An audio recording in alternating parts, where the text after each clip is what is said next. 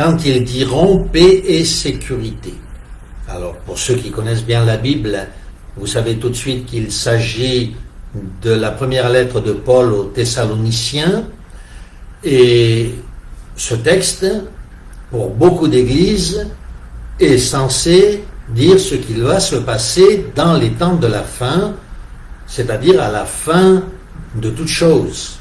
Mais qu'en est-il en réalité? Que nous dit en réalité l'apôtre Paul? Bien, je vous propose de prendre votre propre exemplaire de la Bible, et sinon vous pourrez éventuellement suivre ultérieurement sur le texte écrit. Alors, nous allons tout d'abord lire une partie de ce texte et nous allons la commenter. L'apôtre Paul écrit donc, je rappelle, 1 Thessaloniciens chapitre 5 à partir du verset 1er, « Pour ce qui est des temps et des moments, vous n'avez pas besoin, frères, qu'on vous en écrive. » Alors tout de suite, nous faisons une pause. À qui est-ce que l'apôtre Paul écrit-il cela? Est-ce que c'est à nous qui vivons à la fin des temps? Non, bien sûr. Il écrit à ces chrétiens qui vivent à ce moment-là où il écrit à Thessalonique. C'est à eux qu'il dit, vous n'avez pas besoin qu'on vous en écrive, parce que pour ce qui est des temps et des moments, il va continuer en disant, vous savez ce qu'il en est. Il continue d'ailleurs au verset 2 en disant, car vous savez bien vous-même que le jour du Seigneur viendra comme un voleur dans la nuit. Quel est ce jour du Seigneur qui doit venir dans la nuit? Nous sommes aux environs de l'an 52-53. Notez bien ce point. Et notez que la destruction de Jérusalem eut lieu quelque temps plus tard, en l'an 70, à peine une vingtaine d'années, pas tout à fait, une vingtaine d'années plus tard. C'était pour eux, pour ces Juifs, déjà le jour du Seigneur. Et nous allons bien sûr le démontrer. Quand les hommes diront paix et sécurité, alors une ruine soudaine les surprendra, comme les douleurs de l'enfantement surprennent la femme enceinte, et ils n'échapperont pas. Rappelez-vous comment les choses se sont déroulées à l'époque de Paul.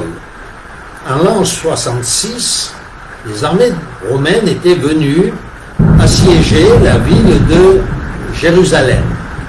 Alors, désolé pour l'orage qui se lève.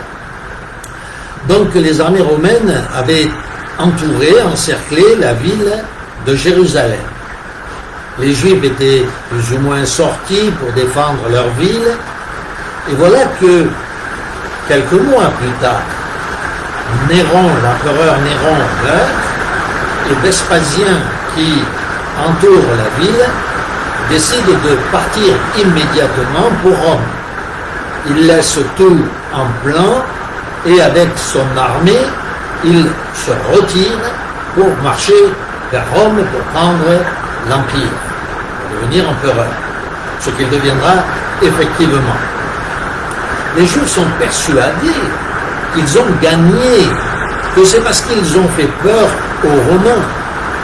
Ils sont à ce moment-là absolument inconscients de la force de Rome. Et donc, ils crient victoire, ils crient c'est la paix, c'est la sécurité. Comme l'avait annoncé l'apôtre Paul dans les versets que nous venons de lire, quand ils dirent paix et sécurité, c'est alors qu'une destruction soudaine devait s'abattre sur eux. Les chrétiens ne s'y sont pas laissés tromper, connaissant les paroles de Jésus-Christ, qui leur avait dit, quand vous verrez des armées qui campent entourer la ville de Jérusalem, fuyez vers les montagnes. Les apôtres, dès que Vespasien quitta le siège pour partir vers Rome, comme nous venons de le dire, les apôtres réunirent les chrétiens et tous quittèrent la ville de Jérusalem. Seuls quelques chrétiens qui étaient plus attachés à leur commerce, ou à leurs affaires dans la ville de Jérusalem, et qui voyaient que finalement tout était bien, tout était parfait, puisque les Romains étaient partis. Autrement dit, seuls ceux qui manquaient de foi ne sont pas partis. Les apôtres et les fidèles chrétiens partirent donc vers les montagnes et habitèrent pendant 4 ans la ville, les montagnes de Pétra.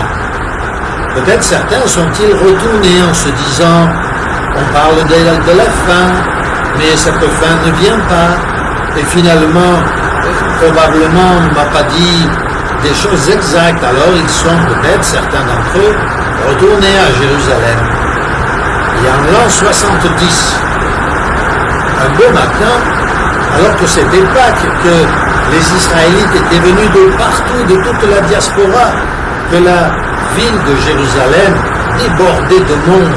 Les gens dormaient dans les rues, c'était le printemps. À Pâques, bien sûr, comme je viens de le dire.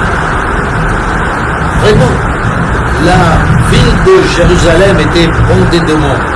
Et ce beau matin, lorsqu'ils s'éveillèrent, les armées romaines entouraient la ville et étaient en train de construire une palissade de bois qui encercla la ville comme un véritable piège. S'ils avaient écouté l'apôtre Paul qui avait dit « Lorsqu'ils diront paix et sécurité, une destruction, une ruine soudaine fondra sur eux, les surprendra, avait-il dit. » Eh bien, ils auraient évité le massacre. En réalité, n'ayant pas écouté la parole de Dieu, c'est plus d'1,1 million de Juifs qui périrent dans la destruction de Jérusalem. Ceux qui restèrent furent déportés, vendus comme esclaves particulièrement pour les jeunes hommes et les jeunes femmes, comme esclaves sexuels. Mais encore une fois, l'apôtre Paul les avait avertis lorsqu'il dit « Appelez-vous au verset 4, vous frères, vous n'êtes pas dans les ténèbres pour que ce jour ne vous surprenne comme un voleur. Vous êtes tous des enfants de la lumière et des enfants du jour. Nous ne sommes pas de la nuit ni des ténèbres. Ne dormons donc pas comme les autres, mais veillons et soyons sobres, car ceux qui dorment, dorment la nuit, et ceux qui s'enivrent, s'enivrent la nuit. » C'est évident que Paul utilise ici, nous l'avons compris, un langage spirituel. Quand il parle de la nuit, il parle de la nuit de ce monde. Il ne parle pas d'une ivresse réelle ou d'un endormissement réel qui aurait duré aussi longtemps. Nous entendons bien ce langage spirituel, n'est-ce pas? Oui, nous ne sommes pas, nous qui sommes chrétiens, authentiques et véritables, nous ne sommes pas de la nuit, nous veillons, nous sommes sobres. L'apôtre Paul continue en disant « Nous qui sommes du jour, car nous sommes, oui, du jour. Soyons sobres, ayant revêtu la cuirasse de la foi et des actions d'amour, en ayant pour casque l'espérance du salut.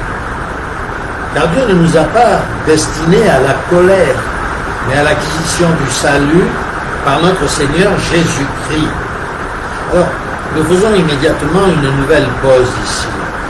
Certains évangéliques nous disent, voyez, l'enlèvement de l'Église doit bien arriver avant la grande tribulation, puisqu'il est écrit, car Dieu ne nous a pas destinés à la colère, mais à l'acquisition du salut. Il s'agit d'une mauvaise compréhension, au moins, du texte biblique. Comme nous venons de l'expliquer, le salut des chrétiens a été dû, non pas à un enlèvement céleste ou particulier, non, tout simplement à leur obéissance à la parole de Dieu, qui disait, quand vous verrez toutes ces choses, fuyez vers les montagnes. Et comme l'apôtre Paul l'avait dit, quand ils diront paix et sécurité, une destruction soudaine s'abattra sur eux. C'est pourquoi ils quittèrent la ville, ils agirent, ils furent sauvés, parce qu'ils avaient quitté la ville. Et ils évitèrent donc, non pas l'épreuve, mais la destruction totale qui tomba sur Jérusalem. Oui, Dieu ne nous a pas destinés, pas plus nous aujourd'hui qui sommes chrétiens, à la colère, mais à l'acquisition du salut par notre Seigneur Jésus-Christ.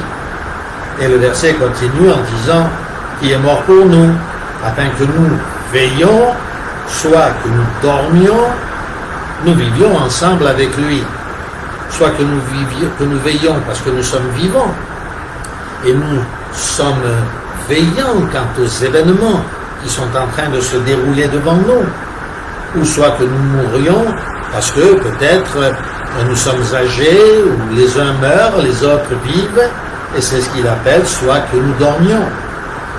Mais ensemble, les vivants et les morts, tous nous nous retrouverons dans le royaume de Dieu. Alors oui, comme nous venons de le dire, ce texte s'applique en priorité, bien entendu, sur le temps de la destruction mentionné par l'apôtre Paul, qui s'est abattu sur la ville de Jérusalem. Il est évident que celle-ci était prémonitoire ou un modèle de ce qui va se passer à la fin des temps. Je ne dis pas que nous sommes à la fin des temps, non, non. Je dis tout simplement, quand ils diront paix et sécurité. Avez-vous entendu ce cri, paix et sécurité? Non, n'est-ce pas? Avez-vous entendu que Babylone la Grande, c'est-à-dire l'empire mondial de la fausse religion, a été attaqué par la bête sauvage, c'est-à-dire les organisations politiques de ce monde? Non, n'est-ce pas? Babylone la Grande, le Vatican, la ville de Rome est toujours bien debout et les nations n'ont pas annoncé paix et sécurité. Donc le signe de la destruction totale n'est pas encore présent. C'est quand ils diront paix et sécurité qu'alors la destruction sera là. C'est le signe de la destruction totale. Et là, alors, le Seigneur nous protégera. Ainsi se termine donc ce court commentaire sur la lettre de Paul aux Thessaloniciens, et il se termine donc de la manière suivante, verset 11. C'est pourquoi exhortez-vous réciproquement, on dit à l'intérieur de l'Église, à l'intérieur avec vos frères et sœurs chrétiens, exhortez-vous réciproquement, édifiez-vous les uns les autres, comme en réalité, bien entendu, vous le faites déjà. Oui, prions. Que le Seigneur nous donne sagesse et intelligence pour bien comprendre la parole de Dieu, pour ne pas lui faire dire autre chose que ce qu'elle dit réellement, et pour pouvoir survivre à la fin imminente de ce système mauvais. Que Dieu vous bénisse.